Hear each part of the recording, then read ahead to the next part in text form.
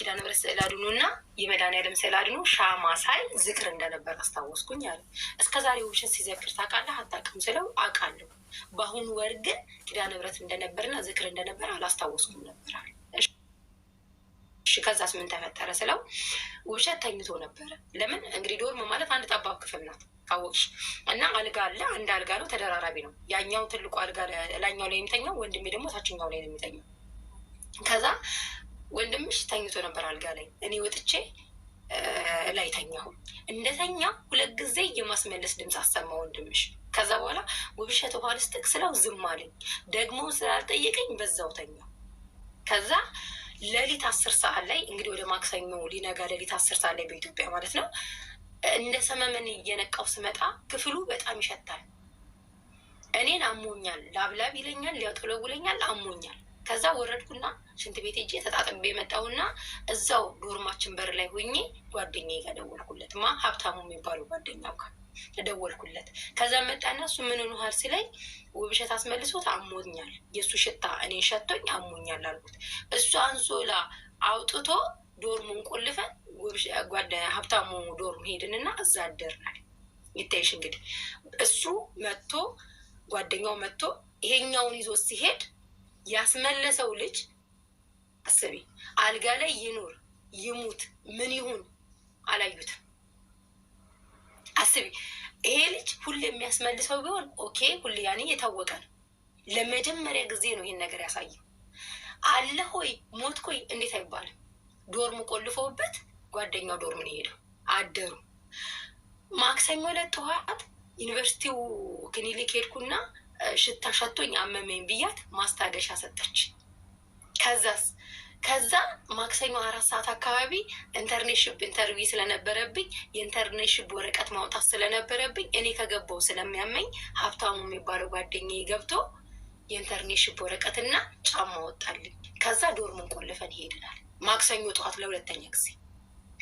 ማክሰኞ ሌሊት አላያችሁትም። እንደገና ማክሰኞ ጠዋትም እንደዛው ገብታችሁ ስትወጡ አላያችሁትም። አላየነውም። ከዛስ ማክሰኞ ሙሉ ቀን ዋለ።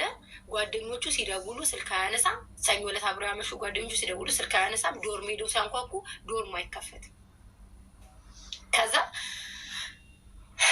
ከዛ በኋላ ሙሉ ቀን ከአሁን ይመጣል ወይ ለምን አንዳንዴ ካምፓኒ ሄዶ ስራ ስለሚሰራ ስራ ቦታ ሄዶ ሊሆን ይችላል ብለው ጠበቁት እስከ ማታ እስከ 11 ሰዓት እስከ 12 ሰዓት የለም፣ ስልክ አያነሳም፣ አልመጣም።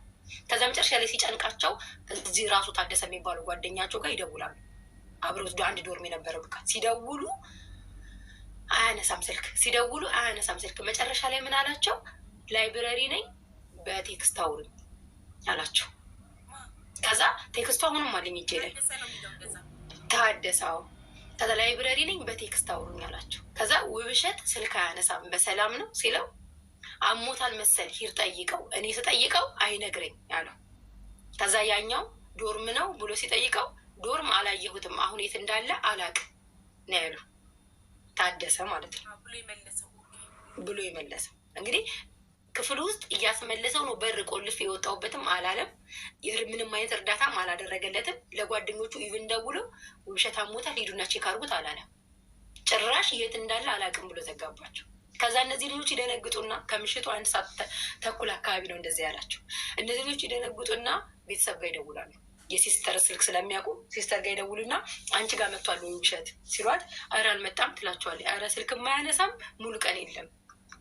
እስቲ ምናልባት ክረምት ላይ ተከራይቶ የነበረው ጓደኞቹ ጋር እዛ ሄዶ ሊሆን ይችላል ብላ ሲስተርም ለእኔም አልነገረችኝም፣ ለትልቁም ወንድምም አልነገረችም። ዝም ብላ ታድርልሻለች።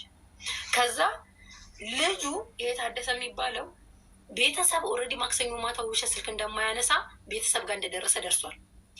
ቤተሰብ ሮብ ጠዋት መጥቶ ዩኒቨርሲቲውን እንደሚጠይቅና ዶርም እንደሚያሰብር ያውቃል። ስለዚህ ምንድን ነው ያደረገው? ውብሸት አንድ ዶርም ተዘግቶበት ከተገኘ አንተ ነገ ለሄድከው ተብሎ ስለሚያዝ ቤተሰብ ከመምጣቱ በፊት ሮብ ጠዋት በር ከፍቶ ውብሸት መሞቱን ተናገረ። እንዴት ነው የተናገረው? እሱ ልንገርሽ። ሮብ ጠዋት እንዴት አንተ መሞቱን አወቅ ስለው ሮብ ጠዋት በሃይላንድ ውሃ ገዝቼ አስቀምጬ ነበር አለ። ቢያመኝም ይመመን ብዬ ያን ውሃ ላወጣ ገባዋል። ይታይሽ እንግዲህ ከሰኞ እስከ ሮብ ጠዋት ድረስ ያመኛል ብሎ ዶርም ያልገባ ልጅ ማክሰኞን ጓደኛው ጋር ሀብታሙ የሚባለው ጓደኛው ጋር እየገባ ልብስ ሲያወጣል ሄዶ ነው ያደረው። ሰኞ ሮብም እንደዛ ሀብታሙ ጋር ሄዶ አደረ። አላደረም ግን ከሰኞ እስከ ሮብ ጠዋት ድረስ ዶርምን ትቶ የወጣ ሰውዬ ሮብ ጠዋት ውሃ ሊያወጣ ቢያመኝም ይመመኝ ብሎ ዶርም ገባ። ሌላ ውሃ ቆይ ዝም በይ። ከዛ ዶርም ሲገባ ምን አየሁ አለ፣ ጠረጴዛ ላይ ስልኩን አየሁ። ከዛ ስልኩን ሳየው ይሄ ልጅ የት ሄዶ ነው? ይሄ ልጅ እህቱ ጋር አልሄደም እንዲህ ብዬ አልጋው ላይ ሳየው በህይወት የለም ማለት አልጋው ላይ ህይወቱ ያለፈው ማለት ነው። ቆይ ልነግርሽ ነው። ከዛ በህይወት የለም። ከዛ ምን አደረግክ ስለው አስቢ እንግዲህ ወደፊት የሁለቱን ግንኙነት አመጣልሻለሁ በኋላ ላይ በጣም ጓደኛሞች ናቸው። ከዛ ምንድን ነው ያደረግከው ስለው መልሶ ዶርሙን ቆልፎበት ሄዶ ከሌላ ዶርም የውብሸትን ጓደኛ አንኳኩቶ ጠርቶ ሲያየው ውብሸት ምን ሆነ አመመው እንዲህ ብዬ ደነገጥኩ አለ። ለምን ሰኞ ዕለት ማክሰኞ ዕለት ሲፈልጉታል ስላላገኙት ጠዋት ሄዶ በሩን ሲያንኳኳበት ደነገጠ እና እንዲህ ገፍትሬው አለ። ሮጬ ዶርሙን እንዲህ ስከፍተው ዶርሙ ቁልፍ ነው አለ። ከዛ ቁልፍ እኮ ነው ስለው ከኋላ መጥቶ ቁልፉን ከፈተና ሄደየው እስኪ ያለኛል ሄደየው አለኛል። ከዛ ሄጄ እንዲህ ሳደርገው አፉ ላይ የሆነ ነጭ ነገር አለበት እንዲህ ነው እጁን እንደዚህ አድርጎ ትራስ ካጠገቡ አለ። እንዲቀጥ ብሎ ነው እንዲህ በጀርባው ይተኛዋል። ከዛ ወጥቶ ለሚመለከተው አካል ሪፖርት አድርጎ መጥቶ ፖሊስ የህግ አካላት አስክሬን እናነሱ። እሺ አንተና ውብሸት እዚህ ድረስ ነው ጓደኝነታችሁ አልኩት። አዎ መልካም። ሌሎች ጓደኞቹ መጠየቅ ጀመርኩ። የውብሸት ጓደኞች ስጠይቀው ሀቡ ምን እንደሰማው ታውቂያለሽ?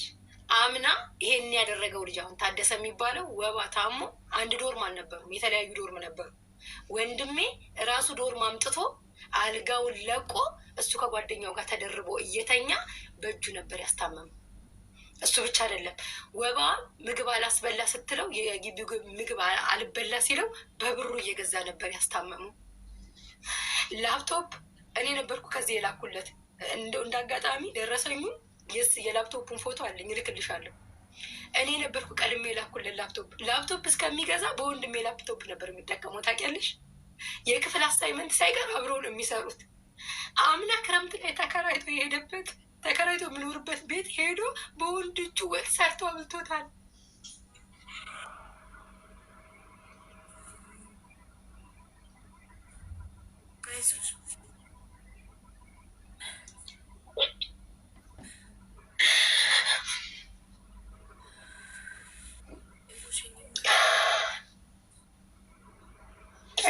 በጣም ጓደኛሞች ናቸው። አምና ካቻ አምና ወንድሜ ከሌላ ዶርም እየኖረ ወንድሜን ብሎ ሲመጣ ነው የውብዬ ጓደኞች እሱን የሚያውቁት። እሱ ግን ጓደኝነቱን ጭምር ነው የካደኝ። ፊቱ ታውቂያለሽ፣ ጓደኝነቱን ጭምር ለእኔ ለእህቱ ካደኝ። ግን ከኋላ ስሰማ ዜናው ሌላ ነው።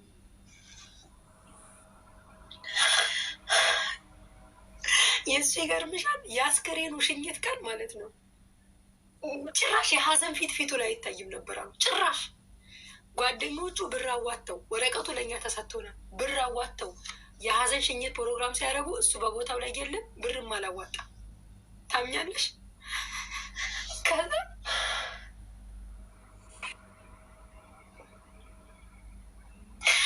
ከዛ ምን አየሁኝ፣ ልብሱን ስቀበል ከዩኒቨርሲቲ እስካሁን እስቲል የማመን ያለማመን ውስጥ ነገር ውስጥ ነው ያለሁት። ከዩኒቨርሲቲ ልብሱን ተቀብዬ ስወጣ እሱ ከፊታችን ቦርሳ እንዲህ ነገር አዝሎ እየወጣ ነበር። የሆነ ሴት ልጅ ከውጭ ባንኪውን ምሰራ አላቅም እየመጣኝ ነበር። ተቃቅፎ ተሳሳሙና ተሳሳቁ። ሲሳሳቁ አይን ላይ ንግጥም ማለት ታውቂያለሽ ሀቡ፣ ከግሬ እስከ ጥፍሬ ድረስ ነዘረኝ እዛ ሰዓት ላይ። እንዲህ ይሄ ነገር ምንድን ነው አልኩኝ። ከዛ የሐኪም ቤት ማስረጃው እስከሚወጣ መጠበቅ ነበረብኝ። ምክንያቱም ይሄ ልጅ የድሃ ቤተሰብ ልጅ ነው። ያለ ስራው ከትምህርቱ ላይ ማስለቀስም ወይ ደግሞ ከትምህርቱ ላይ አጉል ማድረግም አልፈለግኩም። እግዚአብሔር የሚያውቀው ግን ሁሌ ቤተክርስቲያን እየሄድኩ መድኃኒዓለም ወይ ንጹህ እንባ እንዳላስለቅስ ብቻ ጠብቀኝ ነበር ምለው ሁሌ ማለት ነው። ከዛ የሐኪም ቤቱ ማስረጃ ሲወጣ በመርዝ ነው የሞተው። በመርዝ ነው የሞተው። መርዝ በልቶ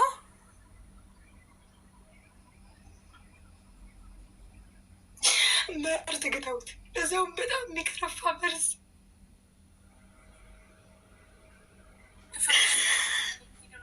በምን ጊዜ በምን ሰዓት ይመስለኛል? ሌሊት ሰኞ 10 ሰዓት መሰለኝ በተኛበት በዛው እንቃርገው የጋቱት። ምክንያቱም የአንገቱ ላይ የነበረ የአንገት ሀብል ተበጥሷል፣ መስቀሉ ተበጥሷል። ጆሮ ላይ አድርጎ የተኛ ቴሌፎን የለችም። ጠርጥሬ ነበር። ምክንያቱም ወንድሜ ጊጃማ ለብሶ ነው የተኛው። ጊጃማ ሸሚዝ፣ ቁምጣና ካልሲ አድርጎ ነው አልጋ ላይ የተኛው። በዛ ላይ የገና ጾም ገና ገብቶ የመጀመሪያው ቀን ነበር። ይጾማል ነግሬሻለሁ። ስትጾሚ ደግሞ ውለሽ ማታ ምግብ በልተሽ የሰጠኝ በራሱ ይደክማል። ከዛ እንደተኛ እዛው እንቃርገው መሰለኝ ጋቱ። ምግብ ውስጥ ቢሆን እንጂ እንዴት እንደዛማ፣ እንዴት ምግብ ውስጥ አይሆንም። ምክንያቱም ምግብ ውስጥ ቢሆን በጣም ስለሚገባ ያውቀዋል። የሐኪም ቤት ማስረጃ ራሱ ምን ለመሰለች፣ ይሄ በሌላ አካል ተገዶ ካልወሰደው በስተቀር በማታለል የሚሰጥ መድኃኒት አይደለም። ምክንያቱም በማታለል የሚሰጠች ወይ ምግብ ውስጥ አድርገሽው ቢሆን አንደኛ በጣም ምንም አይነት ከለር የሌለው ምንም አይነት ሽታ ምንም አይነት ጣዕም የሌለው ነው መሆን ያለበት እንዳያስታውቅ። ይሄ ግን በጣም የሚገማ ሽታ አለ። ገባሽ? እንትና ታደሰ ይሸታል እያለ ክፍሉን ለቆ ሲወጣ የነበረው የሚሸት መርዝ ስለሆነ ነው ስለሆነ እና እንደዛ ከሆነ አንደኛ ያለ ነው መርዙ የወሰደው ማለት ነው። ለምክንያቱም እሱ ይሸታል ብሎ ነው ጥሎ የወጣው ክፍሉን። ሲጀመር ሰኞ ዕለት 10 ሰዓት ላይ እንቃርገው ግተውት ዶርም ቆልፈውበት ነው የወጡት። እውነቱን ስነግርሽ ማለት ነው። ምክንያቱም አንደኛው ልጁ እንደተስተካከለ ነው። በቃ እንዲቀጥ ብሎ እንደተኛ ነው። አንሶላው አስመልሶበታል። ጌታ ያስመለሰበትን አይቼዋለሁ። እንዴት ነው አንቺ ሰው አስመልሶ ተስተካክሎ የሚተኛው? እንደው በፈጠረሽ ጌታ ንገሪኝ።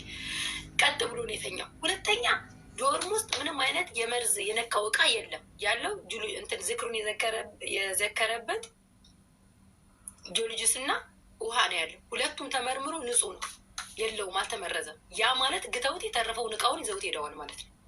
ሁለተኛ ሶስተኛ ምን ብሎ ጠረጴዛ ላይ ያስቀምጧል ከስልኩ ጋር መጽሐፈ ምሳሌ ያለ እግዚአብሔር የሚጸየፋቸው 6 ነገሮች 7ተኛዋን ነብሶ አጥብቃ ትጸየፋታለች ይልና አንደኛ የትዕቢት ዓይን፣ ሁለተኛ ክፉ ሀሳብ የምታመነጭ ልብ፣ ሶስተኛ ወደ ክፉ ቦታ የምትሄድ እግር፣ አራተኛ ንጹህ ደም የምታፈስ እጅ፣ አምስተኛ ምንድነው? አምስተኛው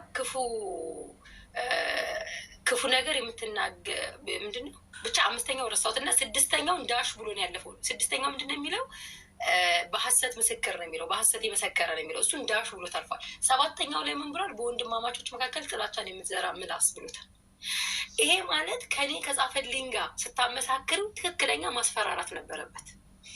ባያስፈራሩት ይሄን ጽፎ አያስቀምጥላቸውም። እግዚአብሔር ይሄን ይጠላል። ይሄን አልፋችሁ ከገደላችሁ ግደሉኝ ብሎ ራሱን አሳልፎ ሰጥቷቸዋል። ምክንያቱም ሁለቱም እንደሱ እሱም ያ ሁለቱም በሃይማኖታቸው እንኳን አንድ ናቸው፣ ክርስቲያን ናቸው። ሁለቱም ባለማህተብ ናቸው። ይታይሽ እንግዲህ እና ያም ብሎ ነው የሄደው።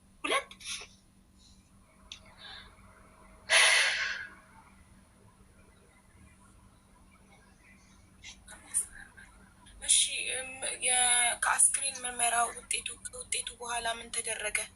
መርዝ ተሰጥቶት እንደሞተ ከታወቀ በኋላ የመጀመሪያ ተጠርጣሪ ማን ነው? ታደሰ አገኘውን አሳሰርኩት። የመጀመሪያው እሱን ነበር።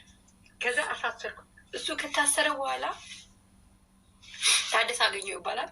ግን አንገቱ ላይ ምንም አስገድደው ሲያጠጡት አሻራ ምናምን ምንም ሰውነት ላይ አላነሱ አሻራ ላነሱ ሲጀመር በወቅቱ ቆይ እሱ ጋር ልምጣልሽ። እንደውም በጣም የረሳሁት ነገር ምን አለ መሰለሽ፣ የአስክሬኑ ሽኝት ቀን ከ5 ኪሎ ቅድስተ ማርያም ፊት ለፊት የማህበረ ቅዱሳን ህንፃ አለ።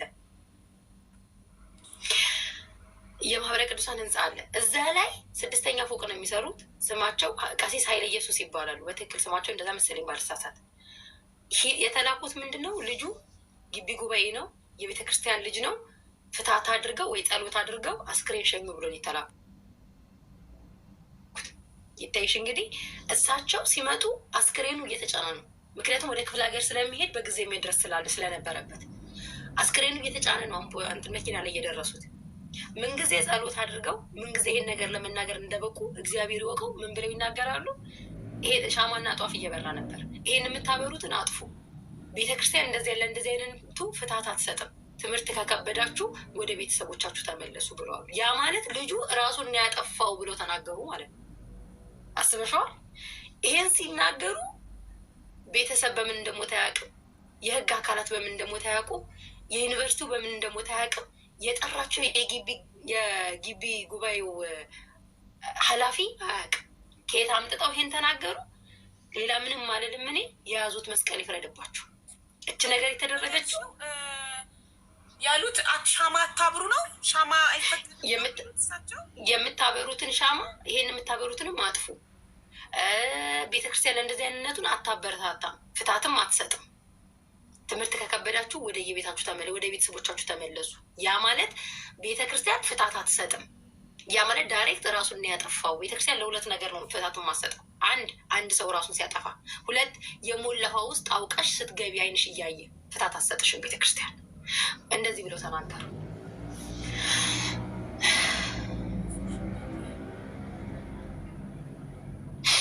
ከዛ ልክ ስመጣ በዛ ሳሌ ወንድሜ ነበር የነበረው። ወንድሜ ራሱን ስቷል ማለት ትችላለች። ዩኒቨርሲቲ ታያቅ። እኔ ደግሞ እኮ ከሚገርም ሰዓት ቢኖር እንኳ ሰዓት የለም። አስክሬኑ እየተጫነ ነው የደረሱት። ምን ሰዓት ጸሎት አድርገው ምን ሰዓት ፍታት አድርገው ይሄን እንደተናገሩ እሱ መድኃኔዓለም ይወቅ፣ እሱ መድኃኔዓለም ይወቅ። እኔ አላውቅም። ከዛ እኛ ሄድን። ይሄን ሁላ ጉድ አልሰማንም። እኔ ብሎ የሆነ ሰው ለሳቸው ራሱን አጥፍቶ ነው ብሏቸው። ቆይ ልመጣልሽ ነው። እኔ ኦልሬዲ በዛ ሰዓት ላይ እኔ አስክሬኑን ሳቅ ራሴን ልክ አስክሬኑን ሳጠን ሳይ ራሴን አላውቅም። አንስተው መኪና ከተቱ፣ ሊሸኙን ሄዱ። የመጡ ቤተሰቡ ተመለሰ፣ የሚሄደው ሄደ። እኛም አስክሬኑን ይዘን ሄድን። ቀብረን ስንመለስ ጓደኞቹ ኧረ እንዲህ እየተባለ ነው። ማን ያለው? ቄሱ ነው ያሉት። ከዛ እከሳቸዋለሁ ስል ስልካቸውን ስጡኝ ነው መጀመሪያ። ስልካቸውን ስጡኝ ያመጣ የሳቸውን የግቢ ጉባኤ ኃላፊ ዲያቆን በሱ ፍቃድ ይባላል እና ደወልኩለትና ዲያቆን ክብሩ ይስፋ ይባላል፣ ይቅርታ። ከዛ ደወልኩለትና ቁጥራቸውን ስጠኝ ስለው ቆይ ለማንኛውም ጠይቄ እሰጥሻለሁ አለኝ። ከዛ የማን ሰጠኝ? ከሳቸው ጋር አብሮ የመጡትን የግቢ ጉባኤ አስተባባሪ ዲያቆን ቢኒያም ይባላል፣ የእሱን ሰጠኝ። እሱ ምን አለኝ? አላሉም ነው ያለኝ። ታውቂያለሽ? አዎ ይኸውልሽ ቄሱ ምንም ነገር የለበትም አላሉም አለኝ። አላሉም አልኩት። አዎ አላሉም። አዎ የሰማይና የምድር እግዚአብሔር ይፈርዳል። እኔም ደግሞ በቻልኩት ልክ እፋረዳችኋለሁ፣ አለቃችሁ። ምክንያቱም እናንተ መስቀል ይዛችሁ ልጁን እያወቃችሁት ምን ያህል የቤተ ክርስቲያን ልጅ እንደነበር፣ ምን ያህል እግዚአብሔር እንደሚፈራ፣ ምን ያህል ክርስትናን የእውነት የሚኖር ልጅ እንደሆነ እያወቃችሁ ራሱን ያጠፋው ብላችሁ ደሙን ልቀብሩ ብር በልታችሁ እንዳይሁድ ካዳችሁት አይደለ? እግዚአብሔር ግን ደሙን ይበቀላል። ይሄ ልጅ የዚህ ልጅ ደም የአቤል ደም ነው አይለቃችሁም ብዬው ሲጀመር እሳቸው በሙሉ መድረክ ላይ የሀገር ህዝብ በተሰበሰበበት እንትን ያሉት አለቃቸውም እንደዛ ከሆነ አልኩትኝ። ከዛ ስልኩን ዘጋውበት እንደዛ ብዬ በወንድሜ ስልክ ስለነበር የደወልኩለት ወንድሜ ጋር ደውሎ ሲስተርክ ስለተናደደች ነው እሳቸው ብለዋል ያሉት፣ ግን እንደዚህ ወሬ ሰምተው ነው አሉ ማለት ነው። ከዛ ሄ ዲያቆን በሱ ፍቃድ የሚባለው ዲያቆን ዮሴፍ የሚባለው ጋር ደግሞ እሱ ደወለልኝና እኔ ነኝ አልኳቸዋል። ኬታ መጣ? ውብሸትን ታውቀዋለህ አልኩት። አዎ ውብሸትን አውቀዋለሁ አለኝ። ውብሸትን ካወቅከው ራሱን ያጠፋል ብለህ ታስባለህ ስለው በፍጹም አለኝ። በዚህ መጽሐፍ ቅዱስ እጅ የምላለው በፍጹም አላልኩ እንትን ራሱ እንደማያጠፋ እርግጠኛ ነኝ። በዚህ ኦኬ ውሸትን ካወቅከው በዚህ ልክ እርግጠኛ ከሆንክበት እንዴት ለሳቸው እንዲህ ብለህ ተናገር ካልኩት፣ እኔም ዩኒቨርሲቲ ውስጥ የወሬ ነው የሰማሁት። ማን ሊያስወራ ይችላል? ምንድን ነው ያሰበው እሱ? ዩኒቨርሲቲው ራሱን አጠፋው ብሎ እንዳስወራ አይነት ነገር። ዩኒቨርሲቲው ምን አገባው እዚህ ውስጥ ራሱን አጠፋው ብሎ የሚያስወራው? ከዛ እኔ ይህን ነገር አላምንም። ነገር ግን አሁንም እሳቸው ራሱ እከሌ ነው ያለኝ እንዲሉኝ ይፈልጋለሁ። የእሳቸውን ቁጥር ነው የምፈልገው ስለው እሳቸው እኔን ከማናገር ይልቅ ምን አደረጉ? ለቤተ ክርስቲያኑ አካል ወይ ደግሞ ለግቢ ጉባኤ ኃላፊው ልከሰስ ነው ብለው ሪፖርት አደረጉ ማለት ነው። እዛ ቢሮን የተጠራው ሄድኩኝና ምንድን ነው የተፈጠረው ሲሉኝ፣ እናንተ ምን አድርጉ ብላችሁ ነው እኝን ቄስ የላካችሁት አልኳቸው። እኛ ልጁ የቤተክርስቲያን ልጅ ነው፣ ቆራቢ ነው፣ ግቢ ጉባኤ ተሳታፊ ነው። ስለዚህ ጸሎት አድርገው አስክሬኑ ሸኙ ብለን የላክናቸው። ታዲያ የተላኩበትን ትተው ያልተላኩበትን ለምን ቀበጣጠሩ? አንድ አባት ሲጀመር እኔ እስከማውቀው ድረስ እዚህ ጋር ያላችሁ ክርስቲያኖች ትሰሙኛላችሁ። ይሄ ነገ እግዚአብሔር ፊት እንቆምበታለን፣ በእያንዳንዱ አቃላችን እንጠየቅበታለን። እኔም ማውቀው አንድ ሰው በምን ምክንያት እንደሞተ ካልታወቀ ሊያጽናኑሽ ይችላሉ፣ ጸሎት ሊያደርጉልሽ ይችላሉ። በዛ ጉዳይ ላይ ግን ምንም አይነት ማብራሪያ አይሰጡም። በተለይ ሕግ የያዘው ጉዳይ ከሆነ እሳቸው እኛ እንደ ቤተሰብ እንኳን ምንም በማናውቀው ደረጃ እግዚአብሔር ይግደለው፣ ሰው ይግደለው፣ ራሱን ያጥፋ በማናውቅበት ደረጃ ከመምጣታቸው ሰዓት የለም። ምንጊዜ ጸሎት አድርገው አስክሬን እየተጫነ መኪና ላይ ደርሰው ምንጊዜ ይህን ነገር ተናግረው እንደሄዱት እሱ መድኃኔዓለም ይወቅ። ከዛ ያን ተናግረው ሄዱ። ከዛ ይሄኛው ዲያቆን በዋናው የጠራቸው ኃላፊው ዲያቆን ክብሩ ይስፋ የሚባለው ምንድን ነው ያለኝ? እኔ ከዲያቆን ዮሴፍ ጋር የተቀበልኳቸው እንደውም የዩኒቨርሲቲው ከልክሎን ነበረ ይሄ የትምህርት ቦታ ነው እንጂ የሃይማኖት ቦታ ስላልሆነ የሃይማኖት አባት አናስገባም ብለው ይከለክሏቸዋል። ከዛ አጋጣሚ ያው ዩኒቨርሲቲ ውስጥ የሆነ ነገር ሲፈጠር በተለይ እንዲህ ግድያ ምናምን ሲፈጠር ፌዴራሎች ይመጣሉ፣ ረብሻ እንዳይነሳ እና ፌዴራሎች በር ላይ ስለነበረ እነሱን ለምነው ነው ያስገቧቸው። እነሱን ለምን ያስገቧቸው? ለምንድን ነው? ልጁ ያውቁታል ምን አይነት ክርስቲያን እንደነበረ ስለሚያውቁት ቢያንስ ጸሎት አድርገን እንሸኝ። አዲስ አበባ መስሏቸው አብረው ሄደው ሊቀብሩ ነበር። ነገር ግን እኔም አዲስ አበባ እንዲቀበር ነበር የፈለጉት። ግን እናቴ ልጅ